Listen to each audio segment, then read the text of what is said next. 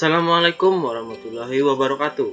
Perkenalkan, saya Wahyu Nuryanto dengan nomor NIM 1904-120213, kelas D semester 2, program studi Ekonomi Syariah.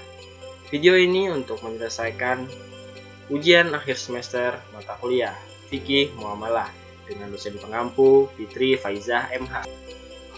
Adapun dalam video ini akan membahas tentang khiyar dalam pandangan Islam. Yang pertama ada pengertian khiyar, yang kedua jumlah khiyar, yang ketiga khiyar yang masyhur, dan yang keempat hikmah khiyar. Pengertian khiyar. Khiyar artinya pemilihan di dalam melakukan akad jual beli, apakah mau meneruskan atau membatalkannya. Fungsi khiyar adalah supaya kedua orang yang berjual beli itu dapat memikirkan lebih lanjut mengenai dampak positif atau negatifnya. Dengan demikian, tidak akan terjadi penyesalan di belakang hari karena adanya unsur penipuan, kekeliruan, dan paksaan. Khiyar dalam jual beli dan perikatan lainnya adalah menentukan alternatif antara dua hal, yaitu membatalkan atau meneruskannya. Dalam perspektif Islam, jelas bahwa acuan kejujuran dalam berdagang harus diletakkan dalam kerangka ukuran-ukuran yang bersumber dari ajaran Islam, yakni Quran dan hadis. Karena itu, sistem nilai yang Islami yang mendasari perilaku perdagangan merupakan masalah penting untuk diungkapkan. Dari perspektif Islam tersebut, perdagangan ternyata memiliki dua dimensi, yakni dimensi duniawi dan dimensi ukhrawi. Jumlah khiyar. Menurut Profesor Dr. Rahmat Syafi'i MA dalam bukunya Fikih Muamalah menyatakan bahwa jumlah khiyar sangat banyak dan di antara para ulama telah terjadi perbedaan pendapat. Menurut ulama Hanafiyah jumlahnya adalah ada 17. Ulama Malikiyah membagi khiyar menjadi dua bagian. Yang pertama, khiyar at-ta'mul, lihat atau meneliti, yakni khiyar secara mutlak, dan khiyar nakis atau kurang, yakni apabila terdapat kekurangan atau aib barang yang dijual, atau khiyar al-hukm. Adapun menurut ulama Syafi'iyah, pendapat bahwa khiyar terbagi menjadi dua. Pertama, khiyar at-tasyahi adalah khiyar yang menyebabkan pembelian memperlama transaksi sesuai dengan seleranya terhadap barang, baik dalam majelis maupun syarat.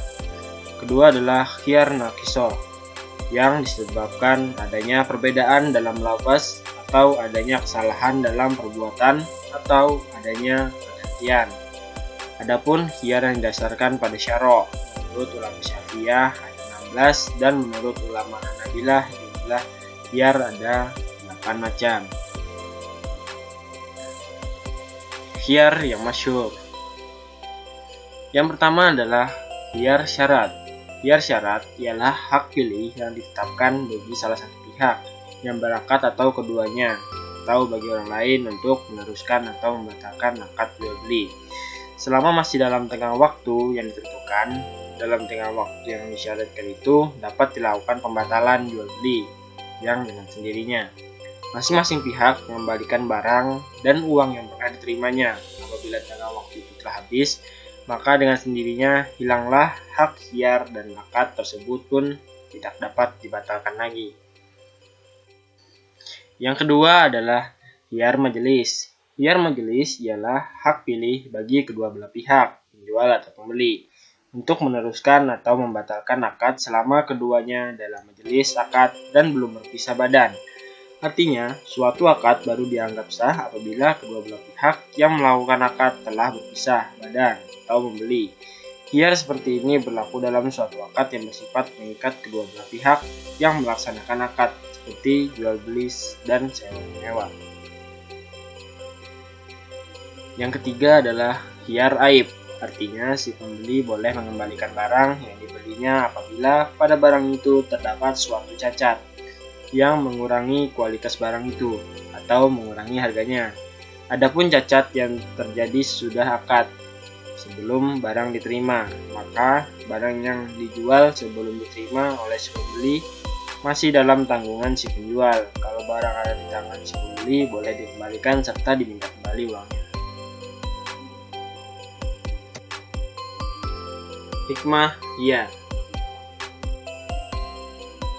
Hiyar ini sangat penting dalam transaksi untuk menjaga kepentingan, kemaslahatan, dan kerelaan kedua belah pihak yang melakukan kontrak, serta melindungi mereka dari bahaya yang mungkin menimbulkan kerugian bagi mereka. Dengan demikian, hiyar disyariatkan oleh Islam untuk memenuhi kepentingan yang timbul dari transaksi bisnis dalam kehidupan manusia.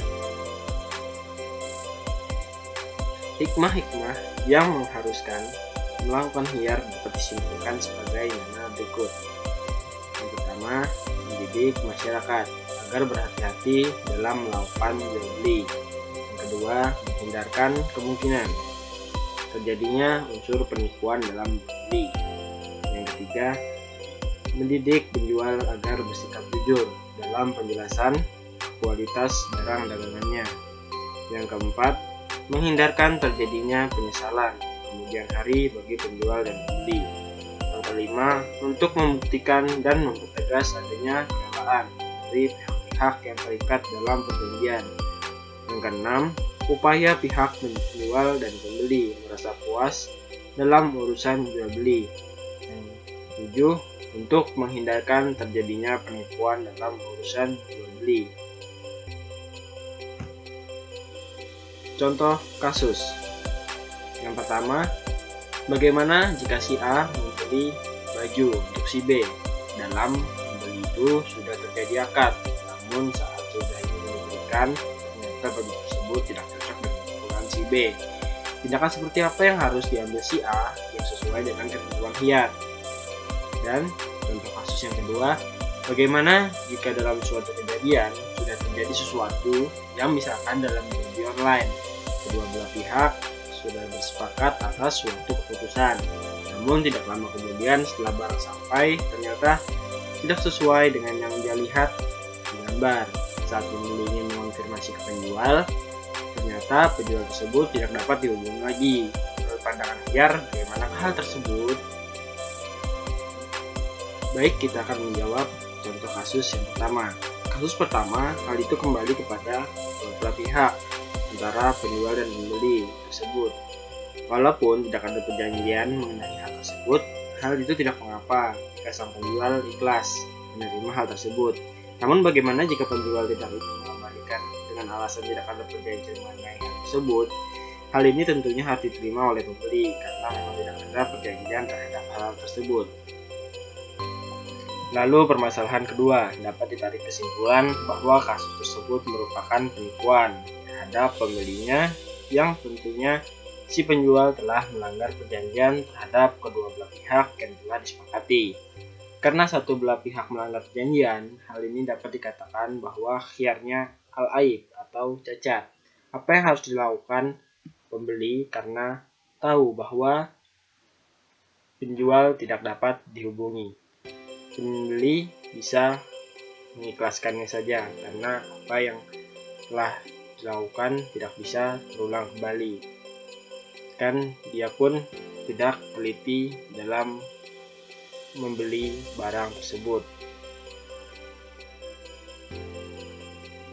Kesimpulan, khiyar artinya pemilihan dalam melakukan akad jual beli, apakah memutuskan atau membatalkannya. Fungsi hiyar adalah supaya kedua orang yang berjual beli itu dapat memikirkan lebih lanjut mengenai dampak positif atau negatifnya. Dengan demikian, tidak akan terjadi penyesalan di belakang hari karena adanya unsur penipuan, penipuan dan paksaan. Hiyar dalam jual beli dan perikatan lainnya adalah menentukan alternatif antara dua hal, yaitu membatalkan atau meneruskannya. Pada prinsipnya, akad jual beli menjadi lazim apabila telah sempurna syarat-syaratnya.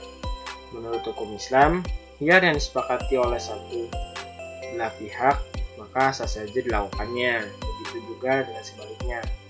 Hiyar yang disyaratkan untuk orang lain yang melakukan transaksi jual beli karena yang melakukan transaksi jual beli lebih mengerti terhadap akad tersebut. Baik, terima kasih. Mohon maaf jika ada kesalahan dalam penulisan atau pembahasan dalam video ini. Sekian, terima kasih. Assalamualaikum warahmatullahi wabarakatuh. Jangan lupa like, comment, dan subscribe.